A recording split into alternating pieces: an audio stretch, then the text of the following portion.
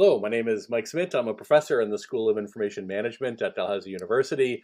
I'm here on behalf of our team and the Canadian Integrated Ocean Observing System Atlantic region to talk about our work on understanding human factors and how they influence data sharing. I especially want to acknowledge Cassandra and Conor, the fantastic students who did a lot of this project. And also to acknowledge that Dalhousie is located in Mi'kma'ki, the ancestral and unceded territory of the Mi'kmaq people, and to express our commitment to true reconciliation and collective healing as we live and work in these lands. This project was born out of our curiosity and interest in the transition from data scarcity to data plenty, where we're transitioning from having very little data and needing to hoard it and compete with others for it, to there being just massive amounts of data and a need to switch to collaboration and to relationship building and to ensuring that we're not wasting the data that we have and that we're making full use of it. And as we understand that this transition is taking place and that we have one ocean and that our distant shores are inconvenient fictions, we're all trying to understand the same thing, we also see that that hasn't sparked a universal data sharing culture. It certainly has helped and supported and driven some really positive data sharing, but not always, right? And even accounting for sensitive sites and personal information and traditional ecological knowledge, all of which have real and legitimate limits on when and how they can be shared, even accounting for those, we're not seeing the data sharing that we would expect. And we talk about institutional barriers and policy barriers and technical barriers, but we don't spend enough time talking about the people, right? The weird stuff that happens in our human brains has such a strong impact on our decision making, and we don't have a clear picture on how this plays out in the context of data sharing. And so we went to the literature. We were funded by the Social Sciences and Humanities Research Council of Canada through their knowledge synthesis grants to understand the state of research in human factors and data sharing. We went with kind of these questions that you see here and found that there wasn't a whole lot. In fact, we're not able to do any kind of meta-analysis or other formal synthesis, but we do have a narrative synthesis, right? We can tell a story based on the pieces that are coming together out of the literature. So here's what we found. First, there's some pretty explicit trade-offs, right, in the perceived costs of sharing data versus the perceived value that you get from it. And it's not just we don't have enough time and money because whoever does. It's more complicated than that, right? That in the absence of allocating people the time and money that they need, or mandating it and saying that you must do this, which takes some of this analysis out of the picture, the value has to be the inherent value of sharing your data. And the inherent value comes from a belief in the virtue of open data generally, a belief that the data that you hold has value.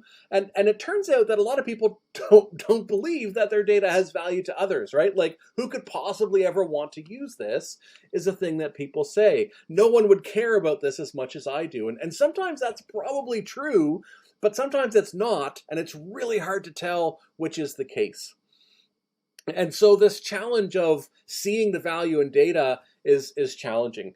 The costs, though, are very real, and the costs are generally perceived to be high. There is some age effect here, it appears. Senior researchers view the cost as higher and junior researchers view it as lower. But what is clear is that the costs are personal. The costs are accrued by the owner of the data or their research team, but the value is accrued elsewhere. The value is indirect, it's social, it's communal, it's public good. And those are good things that we like, but when you have very concrete and immediate costs and very abstract and diffuse value, this equation is really tough to manage, right? And it's pretty easy for cost to come out ahead. Another theme we identified was culture. People in these studies love to use the word culture as this catch-all phrase that they really didn't dive into very much, but we parse it out as organizational and institutional norms. What is the default? What is the de facto, this is what we do as a field, as a discipline, as a researcher, whatever the case may be. And there's just a real lack of positive examples, right? Without everyone around you doing it, it's not obvious why you should do it. And part of this goes back to some of those perceived costs. Interestingly, the very act of advocating for data sharing strongly signals to people that it's not the norm, right? And so as we advocate for this change, there's kind of a catch-22 where it also reinforces the idea that this isn't the general norm in the field, at least in the way that we do our typical advocacy. One of the interesting things is the culture that we perceive is impacted by what we believe ourselves, right? It's a very human tendency to think that the way that I think is the way that the people around me think. And so if you don't care about data sharing, then you might believe that the people around you don't care either. And so what we found is that a data sharing culture is necessary but not sufficient. Building a data sharing culture won't actually impact individual behavior, but you do need to do it.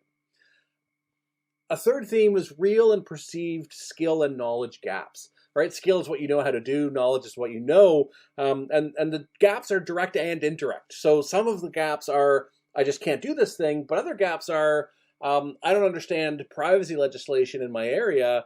And so I'm not sure what I'm allowed to do with this information. What we found for research data is that it's not as much about technical skill, it's more about the vocabulary and landscape of open data, right? We talk about FAIR and metadata and repositories because research data managers and librarians have their own language and culture, right? And so it's can be challenging to bridge those two worlds. There's also some evidence that people believe that others have more skills, like those people can share their data because they have skills that I don't have, when the reality is that that's probably not true. Though it's hard to tell because we don't actually know what the right set of skills is for sharing your data. Another theme is fear, a loss of certainty, a risk, right? And as humans, we're pretty risk averse in our nature, especially when it comes to change. And we've already talked about how the risks or how the benefits are abstract and diffused, but the risks are also quite clear and personal for many people, right? The fear that they won't be appropriately credited, that they'll put the data up and the slim diffuse benefit that they might get from it won't actually even accrue to them. There's concern that they won't get to benefit from their data, the scooping phenomenon, right, of a thing that is very rarely documented to ever actually happen, but is a pretty outsized fear in terms of if I put my data out there, others will get to publish on it before I can. And of course, kind of generalized data misuse, right? And often that's, if I put my data out there, people might use it without understanding the context, and they'll reach incorrect conclusions, and I'll be somehow, I'll have ownership of that, accountability for that. And that's a very real fear that we need to address. There's some small indication that the right amount of fear can be healthy in that it drives data sharing because we want to properly document and post our data ourselves before it leaks out or before someone gets their hands on it and uses it without attribution. So there's some element of fear actually being healthy, which I think translates well to other contexts. Another theme is pretty quick to talk about, I think, because it's real, right? Like this, we perceive ourselves as being responsible for the sensitive data that we hold, which is normally kind of true. But also it's a pretty convenient go-to excuse for when that's not actually true, right? And it's really hard to tell which is which. Sometimes it's just that you don't know that you could ask the REB to let you share some anonymized data. Sometimes it's that you think that data could be re-identified because of some imaginary technical capability, but in fact it doesn't seem likely, and it really couldn't happen, right? Your data is anonymous, and so there's kind of some skill and knowledge gaps here that reinforce kind of the spurious use of our responsibility for sensitive data, setting aside that, of course, there is a very real responsibility for sensitive data that does legitimately stop people from sharing data. And finally, an interesting one, right? A concern around the quality of one's data. And somehow we're happy to publish on our data despite these concerns, but we're nervous about sharing the data itself. And this is interesting to me because when we talk about open data, one of the benefits that we cite is transparency and verifiability and replication. But at the individual level, like, that can be terrifying. If you have some degree of imposter syndrome, right, the idea that someone believes that they're a fraud and they don't belong there and they're going to be caught any day and be sent away from this job that they enjoy, that they're not as smart as the people around them, and those beliefs are just not grounded in reality but are nonetheless deeply and personally held. So imposter syndrome really complicates that, right? Like, if you think that you don't belong, then surely people will discover that when they access your open data and discover that it's actually of very low quality, regardless of whether that's true or not, which it almost never is, right? And there's a fear of outsized consequences. Like, what if there's a quality problem in my data? And the answer is usually, like, you'll reversion it and fix it.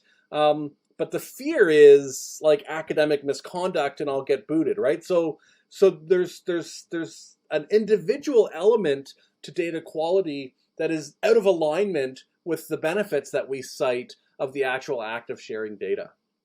And some of this is lack of confidence, but one thing I wanted to flag for you is there are people in the survey data that we looked at who are both concerned about data quality, but also concerned that they'll be scooped because people will swoop in and use their data before they have a chance to use it themselves, right? That the data is both low quality and in demand, which suggests that this entire theme isn't necessarily grounded in rational thought, but is being driven by some pretty deeply held human fears, which aren't always rational. So across all these themes, there were just not a lot of possible mitigations. Like, the one that came up a lot was training. And there was just nothing to indicate that the training that people were proposing would in any way mitigate the barriers that they were identifying. And so we've just left that off our list completely. Like, keep training by all means. But we should think about other things, like encouraging open data use by data owners to make the value of open data far more explicit. And in general, addressing this benefit side of the equation, making the benefits more visible, success stories, how it's helped people, even just general stats on, there's some really interesting work out there on how much more likely work is to be cited when the data is open, but it's not widely known, and we should talk about it more. Mandates are one way to just alter the benefit side of the equation, like, you have to do this, or else maybe that's the cost side of the equation. But in any case, like, mandates to share data work. People will suffer through them, and they'll do it, and they might not enjoy it, but hopefully on the other side of it, they'll see the benefit of having done it. Of course, we also should be addressing the cost size of that perceived benefit equation. Our tools should be more usable. We should stop giving people 70 field web forms to fill out to share their data and ask us about our research in that space. Our training should be low friction and on demand. We shouldn't necessarily cast a wide net and say every piece of data is valuable. We should be careful about the type and nature of data that we're most interested in having people put the effort into sharing. We should develop a clear process for what we do when there's data quality issues. And as you can see from that paltry list of mitigations, we do need to talk about research gaps. There's very little evidence on mitigations, and so, like, we don't know if any of those things will work. So we should figure out if they will or not. There's very little explicit engagement of psychology and cognitive neuroscience. You can pick it up in some of the papers, but we're not doing it intentionally, and we really should. Very few studies, as we talked about already. And just to let you know, it's a pretty wide open field. There's some good survey instruments out there, and hopefully some more people will start looking at these human factors and trying to understand this. Thank you very much for joining us today. You're welcome to reach us at any of these contact methods. We'd love to talk to you more about what we've done.